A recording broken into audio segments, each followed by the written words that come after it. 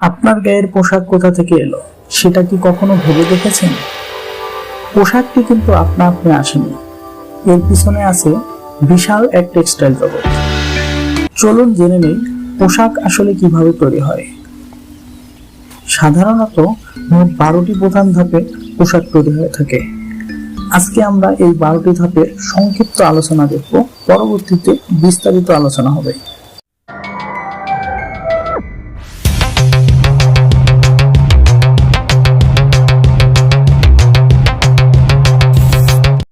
Fiber to dress. Number 1. Fiber production. এখানে natural এবং synthetic fibre তৈরি হয়। Number 2, spinning.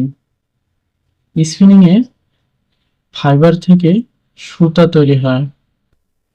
3, fabric production, weaving অথবা নেটিং। উইভিং অথবা নিটিং এর মাধ্যমে সুতা থেকে ফেব্রিক তৈরি হয়। নাম্বার 4 নম্বরে ডাইং, প্রিন্টিং এবং ফিনিশিং হয়ে থাকে।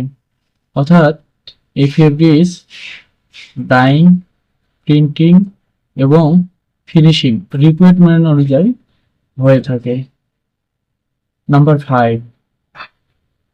5 নম্বরে fabric inspection and quality check করা হয়। Number 6 cutting. কাটিং এর মধ্যে প্যাটার্ন অনুযায়ী কাপড় কাটা হয়। নাম্বার 7 নম্বর সুইং। সুইং এর মধ্যে কাটিংকৃত কাপড় সেলাই করে পোশাকে পরিণত করা হয়। Number 8 finishing. ফিনিশিং এ তৈরিকৃত পোশাক বিভিন্ন ধরনের ফিনিশ প্রক্রিয়া করা হয়ে থাকে। নাম্বার 9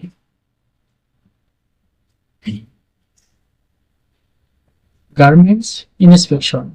এখানে তৈরিকৃত পোশাক ইন্সপেকশন করা হয়। Number 10 packing.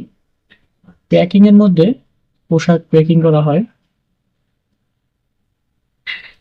নাম্বার 11